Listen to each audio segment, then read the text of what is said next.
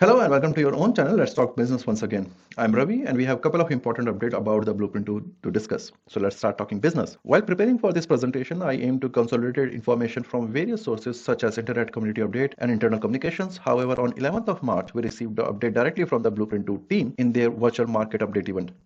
Much of this information shared in this video presentation is already available online. As I always say, my goal is to bring you to the point where you can have a better understanding about the context of the development to conduct your own independent study on this topic for deeper understanding. This is not my first video presentation on this topic. I have covered it in several of my previous video presentations. These presentations are quite brief, but if you wanted to have a comprehensive understanding about the past development and the current progress of this program, I highly recommend watching them. It will provide you a better and more holistic understanding about the subject which we are about to discuss. I'm not going to spend much time explaining the Blueprint 2 as I have already covered it in my previous video presentations. You can click on the link here on the top left corner. However, I will provide a brief introduction to the Blueprint 2 to maintain the logical continuity and set the context for those who are new to this topic. Blueprint 2 is the London insurance market ambitious strategy designed to overcome the challenges posed by the outdated legacy system. This multi-year market-wide initiative focuses on the modernization of the fundamental infrastructure, standardizing the data, and minimizing the operational inefficiencies. Overarching goal is to build a streamlined, efficient, and globally competitive insurance ecosystem. Why Blueprint 2 at this moment? The London insurance market depend on outdated 1980s era technology has resulted in significant inefficiencies, including manual workflow, inconsistent data standard, and elevated cost. For instance, processing a complex risk can take weeks, whereas competitors in other global markets can complete the same risk within days. Blueprint 2 tackles these challenges heads on by implementing the standardized data format, cloud platform, and automated straight-through processing, which means that the things that we are facing, the market is facing right now, which is frustrating, extremely slow processes and expensive, the aim is to make the market better, faster, and cheaper. So before getting into the further market update, let me clear what is Blueprint 2 Phase 1 and Phase 2. In Blueprint 2 Phase 1, this phase centered on modernizing the outdated legacy system by replacing them with robust cloud-based services. Nearly 90% of the current functionality are being migrated to the cloud, ensuring the fundamental and foundational capabilities for the future digital services. As a part of this mandatory phase, all the market participants are required to adopt new system, laying the groundwork for seamless operations. Blueprint 2, building on the upgrade of Phase 1, this phase introduces end-to-end digital transaction, enabling the automated processes such as risk placement and claim settlement. It focuses on the integration through APIs, allows broker, carrier, third parties to connect directly to the bureau services, ensuring the complete digital risk management and enhanced market collaboration. Now let's move to the market update. The market update is divided into four parts: technology build, testing update, downstream activities, and the market engagement. Let's talk about the technology build. Velonotics, the technology partner responsible for delivering the Blueprint 2, has successfully completed 8 out of 13 products. This includes iPOS for managing premium submissions, iCOS for claim processing, and centralized document management system for storing and handling the policy and claim document. The remaining products such as Prop3D and Lloyds are expected to be finished by May 2025. In addition to these developments, some behind-the-scene activities are crucial for ensuring the smooth operation. Data legacy reachback, scheduled to be completed in March 2025, will enable the compatibility with the historical data. Customer billing, a vital component for the market invoicing, is on track to be completed by May 2025. These efforts are laying the foundation for the more efficient insurance ecosystem. Let's quickly go over to these 13 products to gain a clear understanding of their role and where they are in terms of overall program. Now these are those 13 products.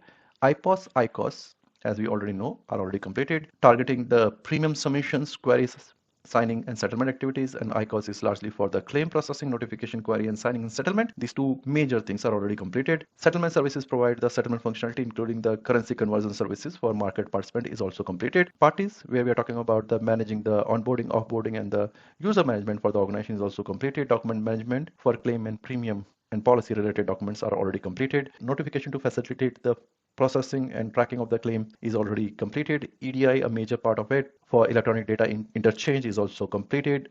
Data, which is TDM, and reference data test data management is also completed, whereas the property large customer billing and data and MI is expected to be completed by May 2025, and legacy reachback is expected to be completed within this month.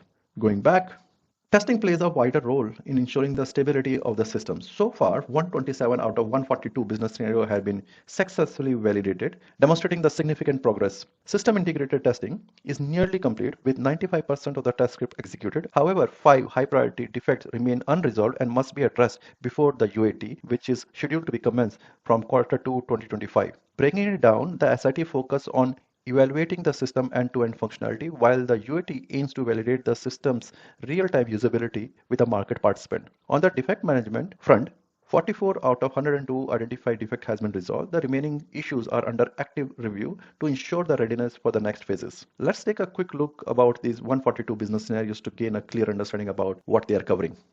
So these are those 142 scenarios. If you can see here, the scenario related to IPOS, IMR, which is document management system, and ICOS are all completed.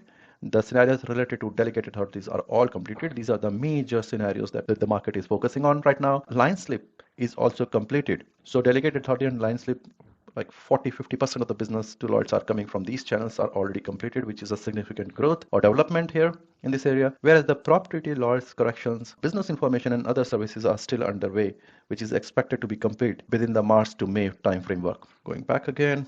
When it comes to the downstream activities, Well-Analytic exit plan outline the approaches for transition to digital processing services. The market oversight is already in progress. The plan is scheduled to be released in March with the customer approval expected to be finalized by end of June. And the next market event is scheduled on 28th of April, where it is expected to have a greater understanding about the overall program development, testing progress, and cutover plans.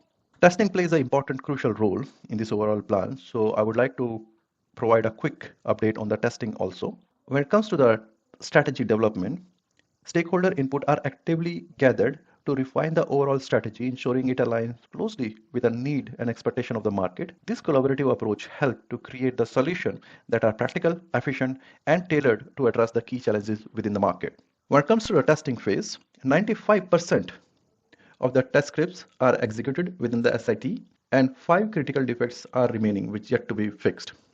When it comes to the vendor testing, evaluate the premium submission across the EDI format and smoke testing is underway. Non-functional testing to assess the system overall performance and scalability is underway. Stage 1 is completed and further stages are planned. And finally, UAT, which is scheduled for early Q2 2025 to validate the functional aspect of the systems. Before getting into the UAT, the team need to prepare certain activities to have a very clear adoption and testing. Technology readiness is to ensure all systems, environment, and code deployment are properly prepared and functional.